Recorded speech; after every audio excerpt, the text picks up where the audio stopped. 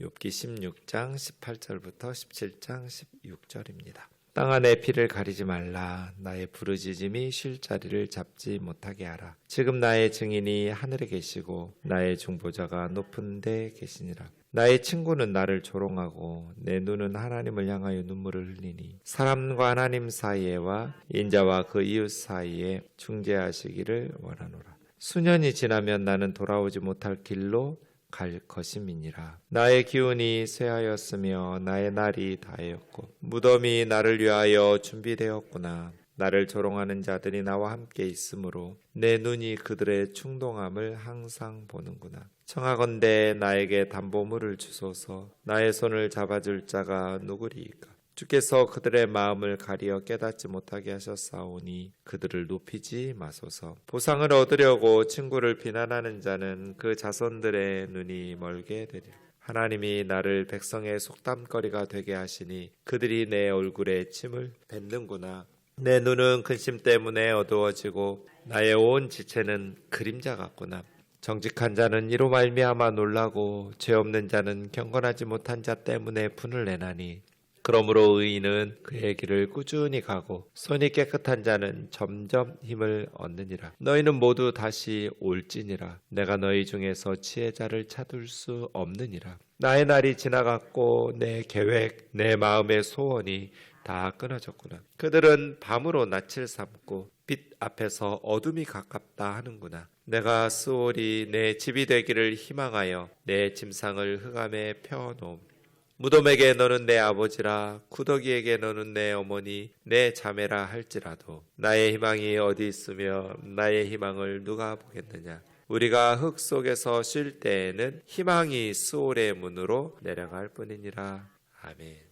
두 번째 엘리바스의 권면에 대한 욥의 대답하는 마지막 부분입니다. 땅아 내 피를 가리지 말라. 나의 부르짖음이 쉴 자리를 잡지 못하게 하라. 무슨 말일까요? 내 피가 자리를 잡고 쉴 자리가 찾으면 하늘로 올라가지 못할 거잖아요. 그래서 억울하게 피를 흘려서 죽었던 아벨의 피가 하늘을 향해서 호소했던 것처럼 땅아 내 피를 덮지 마라. 내 억울한 피가 하늘로 올라가야 되니까 나의 부르짖음이 쉴 자리를 잡지 못하게 하라. 부르짖음이 머물 곳이 땅에 있으면 안 되잖아요. 하늘로 올라가야 되니까 자신의 부르짖음과 자신의 억울한 피가 땅에 머물지 않고 하늘에 올라가서 호소되기를, 그래서 하나님께서 들으시고 하늘에 상달되어서 응답받기를 이야기하는 겁니다. 이 욥의 억울함, 또 욥의 그 부당하게 당하는 아픔을 변호해 줄 사람이 세상에 없어요. 그래서 욥은 하늘을 향해서 자신의 억울함, 자신의 무죄함을 입증시켜 달라고 요청하고 있는 겁니다. 지금 나의 증인이 하늘에 계시고 나의 중보자가 높은 데 계시느니라. 세상 사람들은 다 욥이 죄져서 벌받았다고 말하지만 자기의 의로움을 증명해 줄 수 있는 분 하늘에 계시고 중보하는, 그러니까 사실은 하나님께서 욥을 심판하시기도 하셨지만 또 욥의 삶을 온전히 아시는 분은 하나님밖에 안 계시기 때문에 욥의 무죄를 입증해 주시고 변호해 주실 수 있는 중보자도 하나님밖에 안 계시는 거죠. 나의 친구는 나를 조롱하고 내 눈은 하나님을 향하여 눈물을 흘리니. 친구들은 다 와서 조롱하고 있어요. 하지만 욥의 눈은 하나님을 바라보고 눈물을 흘리면서 하나님께 호소하는 거죠. 사람과 하나님 사이, 인자와 그 이웃 사이에 중재하시기를 원하노니. 하나님은 심판자이시기도 하지만 또 중재하시고 또 변호하시기도 하니까요. 욥의 억울함을 입증해 주실 수 있는 분은 하나님밖에 없다. 결국 하나님께서 입증하시죠. 수년이 지나면 나는 돌아오지 못할 길로 갈 것이다. 이제 죽음이 가까웠다라고 말하는 거죠. 죽음의 문턱에서 하나님, 나의 억울함을 하나님 증명해 주세요.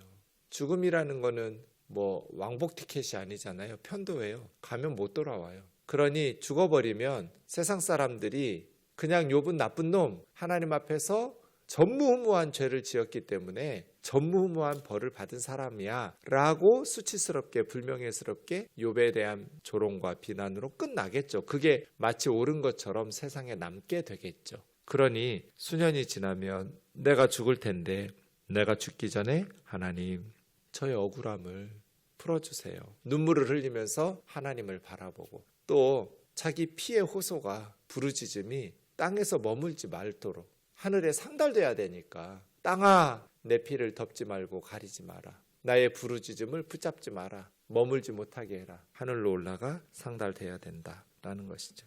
그래서 욥은 하늘을 향해서 하나님 내가 무슨 죄와 허물 때문에 이러한 재앙을 받는지 가르쳐 주세요. 하나님께서 판결해 주세요. 나의 기운이 쇠하였으며 나의 영혼이 무너졌으며 이렇게 해도 됩니다. 나의 영혼이 다 무너졌고 나의 날이 다하였고 무덤이 나를 위하여 준비되었구나. 이제 죽음이 가까웠다고 생각하는 거죠. 무덤이 가까이 왔구나. 그래서 친구들은 회개해 라고 말하는 것이고 욥은 하나님 내가 죽기 전에 무덤으로 들어가기 전에 나의 결백을 증명해 주세요. 그래서 내가 이렇게 세상에서 비난받고 조롱받고 그렇게 사람들로부터 온갖 악담을 조롱하는 백성들의 비난으로 비난의 소재로 사용되면서 끝나지 않게 해주세요. 나를 조롱하는 자들이 나와 함께 있으므로 내 눈이 그들의 충동함을 항상 보는구나. 욥은 조롱하는 사람들만 곁에 있었어요. 누구도 욥의 말을 들어주려고 하지 않았고 욥의 편이 되어서 당신같이 착하고 의롭게 산 사람이 어디 있다고, 하나님이 왜 이러시는지 모르겠다고, 내가 당신 보지 않았느냐고, 내가 당신에게 은혜를 입지 않았느냐고, 우리 집이 당신 때문에 죽음에서 건짐받고 굶어 죽지 않고 살지 않았느냐고, 당신이 나에게 고아가 아니라 아버지처럼 든든한 울타리가 되어주었고 과부로 비참한 삶이 아니라 든든한 후원자가 되어서 이렇게 바르게 살려고 몸부림친 당신이, 당신이 이런 벌을 받으면 세상에 누가 살아남을 수 있겠느냐고, 하나님이 참 당신에게 너무나 모질겠다고, 이렇게 욥의 편이 되어준 사람이 한 사람도 없어요. 아내조차도 욕하고 죽으라고 남편인 욥에게 비난하고 있었으니까요. 욥이 어려움 속에서 낭망하는 이유는 친구라고 믿었던 사람들조차 조롱한다는 거예요. 그래서 욥의 눈이 항상 그들이 충동하는 것을, 고통을 가중시키는 자들을 보고 살아야 된다는 것. 지금 욥이 당한 엄청난 재앙도 힘들고 육신의 질병도 고통스러운데 그 욥의 고통을 가중시키는 것이 사람들의 조롱, 친구들의 비난이거든요. 네 자식들이 죄졌으니까 죽었지. 네가 받는 벌에 비하면, 네가 지은 죄에 비하면 네가 받는 벌은 오히려 가벼워. 하나님께서 네가 지은 죄를 다 잊어버리게 해주셔서 네가 네 죄를 기억을 못하니까 이렇게 목을 뻣뻣하게 세우고 하나님을 향해서 억울하다고 호소하지만, 생각해봐. 죄 없이 망한 자가 누구인가? 우리가 어떤 상황이 힘든데 그 힘든 것보다 더 힘들게 하는 사람들이죠. 일도 힘든데 일보다 더 힘든 건 사람들일 때가 많아요. 이것이 나의 기운이 쇠하였으며 욥의 영혼이 무너지고 낭망하는 이유예요. 주변 사람들이 다 죄 때문에 벌받고 있다고 하니까 욥은 하늘을 바라볼 수밖에 없잖아요. 청하건대 나에게 담보물을 주소서. 담보물이라는 것은 내가 이 사람에 대해서 책임지겠다고, 이 사람이 빚을 못 갚으면 내가 대신 갚겠다고, 담보물이잖아요. 하나님, 원수들이 나를 조롱하고 세상 사람들이 다 나를 비난하니 나의 의로움을 보증해 주실 수 있는 분 하나님밖에 없다고. 하나님, 나를 위해서 보증 좀 서주세요, 그 말이에요. 하나님이 나의 담보물이 좀 되어주세요. 나의 손을 잡아줄 자가 누구리이까? 누구도 욥의 손을 잡아주려고 하지 않아요. 주께서 그들의 마음을 가리어 깨닫지 못하게 하셨사오니, 하나님께서 친구들의 마음을 가리셨기 때문에 친구들이 깨닫지 못하고 있다는 거예요. 그들을 높이지 마옵소서. 친구들이 분별력을 상실하고 스스로 지혜 있는 척하지만 지혜자가 없고, 그러니 하나님 아버지, 친구들을 하나님이 그 마음을 가리셔서 깨닫지를 못하고 있으니 하나님 그들을 높이지 마세요. 5절은 속담입니다. 보상을 얻으려고 친구를 비난하는 자는 그 자손들의 눈이 멀게 되리라는 속담을 인용하는 거예요. 그래서 표준 세번역처럼 옛 격언에도 이르기를 돈에 눈이 멀어 친구를 버리면 자식이 눈이 먼다 하였다, 이렇게 번역한 거죠. 이기적인 목적으로 친구를 비난하면 자식이 저주를 받는다, 이런 속담을 욥이 지금 친구들에게 돌려주고 있는 거죠.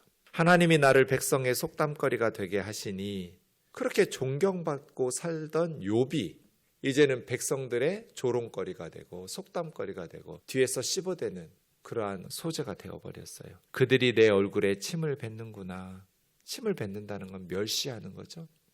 내 눈은 근심 때문에 어두워지고 시력도 점점 나빠지고 나의 온 지체가 그림자 같구나. 온 몸이 그림자 같아요. 헛것 같아요. 약해질 대로 약해져서 실체처럼 손이 있는데 손이 있는 것 같지가 않고 그림자 같고 얼굴이 있는데 얼굴이 있는 것 같지가 않고 그림자 같고 그렇게 약해질 대로 약해져서 진짜로 내 몸이 있는 거야 없는 거야 그림자야 실체야 헷갈린다 이런 거죠. 몸은 점점 약해지고 시력도 점점 나빠지고 정직한 자는 이런 나를 보면서 놀라고 경악을 금치 못하고 죄 없는 자는 불경건한 경건하지 못한 사람들 때문에 격분하면서 분을 내지만 9절은 그러므로보다는 그러나라고 하는 게 좋아요. 의인은 그 길을 꾸준히 가고 손이 깨끗한 자는 점점 힘을 얻느니라. 지금 자기 얘기하는 거거든요. 나는 손으로 악을 행한 적이 없어. 손이 깨끗한 의인은 두려울 게 없기 때문에 자기 길을 고수하면서 가죠. 세상이 비난하고 정직한 사람들이 욥과 같은 사람을 보면서 충격을 금치 못하고 죄 없는 사람들이 그 불경스러움 때문에 격분하면서 분노하지만 의인은 세상이 뭐라고 떠들든지 자기 길을 꾸준히 가고 손이 깨끗한 사람은 점점 자신의 의로움이 드러날 것이기 때문에 힘을 얻게 될 것이다.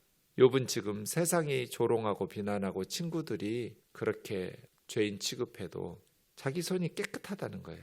그러니 너희는 모두 다시 올지니라. 나 비난하지 말고 친구들아 다시 내게로 와서 내 편이 되어줘. 나를 위로해줘. 내가 너희 중에 지혜자를 찾을 수 없느니라. 나한테 생각 바꾸라는데 아니 너희의 입장을 바꿔. 너희의 생각을 변경시켜. 내게로 좀 돌아와. 너희가 스스로 지혜자라고 말하지만 너희 중에 지혜자가 없어. 나의 날이 다 지나가고 내 계획, 내 마음의 소원이 다 끊어졌구나. 이제 욥은 점점 죽음을 향해서 달려가기 때문에 희망이 사라져 버렸어요. 그래서 13절부터 16절까지 희망이라는 말이 4번이나 반복돼요. 희망, 희망, 희망, 희망. 근데 희망 없다 그런 뜻이. 내가 스올이 내 집 되기를 희망하며 세상에서 희망이 없으니 이제 스올은 무덤이에요. 저 세상. 죽은 사람들이 가는 곳. 죽음이 내 희망. 이제 나는 죽음밖에는 남은 것이 없구나 그런 뜻이죠. 희망하며 내 침상을 흑암에 펴놓으며 희망도 없고 빛도 없고 흑암 속에 깜깜한 암흑 속에 침상을 펼쳐놓은 것 같아요. 무덤에게 너는 내 아버지라 구더기에게 너는 내 어머니 내 자매라 할지라도 내 희망이 어디 있으며 무덤이 죽음이 그만큼 친근한 아버지 어머니 자매 형제처럼 가까운 그렇게 늘 곁에 있는 죽음이 무덤이 내 가까이 왔구나. 이제 친근해졌구나. 한 발짝만 더 가면 죽음. 이렇게 죽음 근처에서 서성이는 자신의 모습 보는 거죠. 나의 희망이 어디 있으며 나의 희망을 누가 보겠느냐. 우리가 흙 속에서 쉴 때 죽을 때에는 희망이 스올의 문으로 내려갈 뿐이니라. 그러니까 죽기 전에 자신의 의로움을 드러내달라는 거예요. 죽은 다음에는 희망도 산자의 것이지 죽으면 희망도 함께 무덤 속으로 스올로 내려간다. 하나님, 나의 의로움을 증언해 주실 분은 하나님이에요. 하나님이 나의 보증이 되어주세요. 하나님이 내 문제를 해결해 주실 유일하신 분이에요. 친구들은 다 나의 고통을 가중시키는 헛된 위로자들이에요. 우리가 욥기를 묵상하면서 때로는 욥이 되기도 하고 때로는 욥의 친구들이 되기도 하잖아요. 우리가 욥의 친구의 입장에서 설 때는 우리 생각을 옳다라고 확신하지 말고 상대방의 신음소리를 잘 들으면서 격려하고 힘을 돋우는 그러한 지혜로운 위로자들이 되기를 원하고 우리가 욥과 같이 될 때에는 저는 어느 면에서 욥의 마음이 오히려 건강한 것 같아요. 너희는 쓸데없는 의원들이라고 너희는 거짓말장이라고 만약에 친구들의 말을 욥이 받아들였다면 무너졌을 거예요. 이렇게 영적인 새로운 하나님을 경험하는 그러한 단계로 이르지 못하고 오히려 더 낙심하면서 그래 내가 죄인이니까 이해는 안 되고 기억은 안 나지만 내가 죄를 그렇게 많이 졌나 보지 우리 애들이 그렇게 죄를 져서 죽었나 보지 이런 식으로 친구들의 말을 받아들였다면 욥은 벌써 이렇게 못 버티고 무너졌을 거예요. 하나님께서 폭풍우 가운데 욥에게 찾아오실 때까지 견뎌내지 못했을 것 같아요.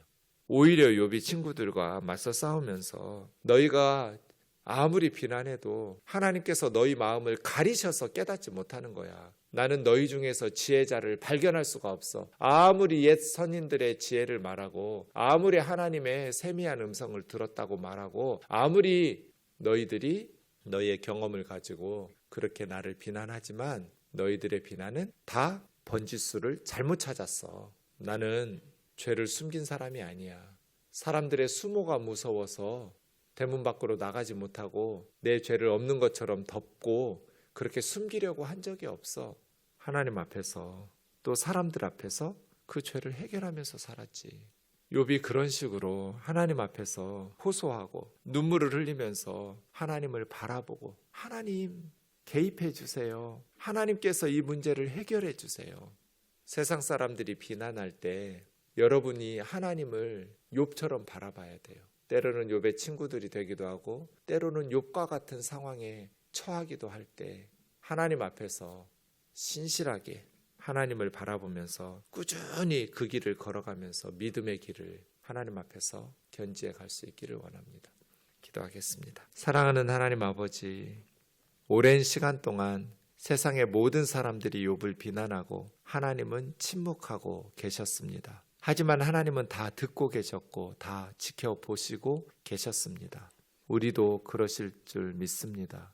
때로는 억울하게 세상으로부터 손가락질을 받지만 하나님께서 지켜보시고 하나님께서 우리의 길을 아시오니 하나님 앞에서 바르게 믿음으로 회개할 것들은 회개하고 또 붙잡아야 될 것들은 붙잡으면서 무너지지 않는 마음으로 견뎌낼 수 있도록 새 힘을 날마다 공급하여 주옵소서. 주님께서 우리를 붙들어 주시고 또 욥의 친구들과 같은 자리에 설 때 지혜롭고 겸손한 위로자가 되어질 수 있도록 사용하여 주옵소서. 예수님의 이름으로 기도하옵나이다. 아멘.